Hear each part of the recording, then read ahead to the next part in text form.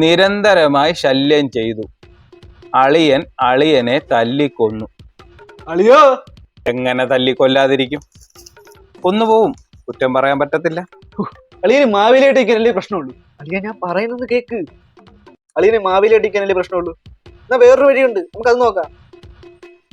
നീ എന്തിനാടാ എന്നെ ഇങ്ങനെ ശല്യം ചെയ്യുന്നത്? ഞാൻ നിനക്ക് എന്തൊരു ദ്രോഹമാടാ ചെയ്തത്? നിന്റെ പെങ്ങളെ കെട്ടി എന്നുള്ളതല്ലാതെ നിനക്ക് എന്തെങ്കിലും ദ്രോഹം ഞാൻ ചെയ്തിട്ടുണ്ടോടാ? എന്റെ പൊന്നളിയ അളിയം മാവിലയുടെ കാര്യം വിട്. 10 ദിവസം മാവിലേട്ട് നിന്നാൽ കിട്ടുന്ന പൈസ ഒറ്റ ദിവസം കൊണ്ട് കിട്ടുന്ന പരിപാടിയായിട്ടാണ് ഞാൻ വന്നിരിക്കുന്നത്. പറ. അളിയൻ ചെറുതായിട്ടൊന്ന് മേക്കപ്പ് ഇടേണ്ടി വരും. എടാ, ഞങ്ങൾ ബ്യൂട്ടീഷ്യൻ ചെയ്യാറില്ല. കാരണവന്മാരായിട്ട് നല്ല കോലവും നല്ല സൗന്ദര്യം ഉള്ളതുകൊണ്ട് നമ്മൾ ബ്യൂട്ടീഷ്യൻ ചെയ്യാറില്ല.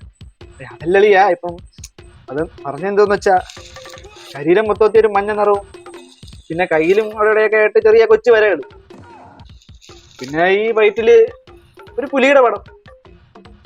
പുലിക്കളി അല്ലേ? അടിക്കല്ലേ അളിയാ?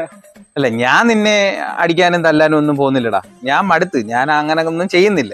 അളിയൊക്കെ ചെയ്യൂ. ഞാൻ അതുകൊണ്ട് ഇന്നൊരു പരിപാടി ചെയ്യാൻ പോവാ. അതെന്തോ അളിയാ? അപ്പോ ഇന്നത്തെ നമ്മുടെ പരിപാടി പോത്തിനെ നിർത്തിപ്പൊരിച്ചതും പോത്തിന്റെ ചുണ്ണി വറുത്തതും.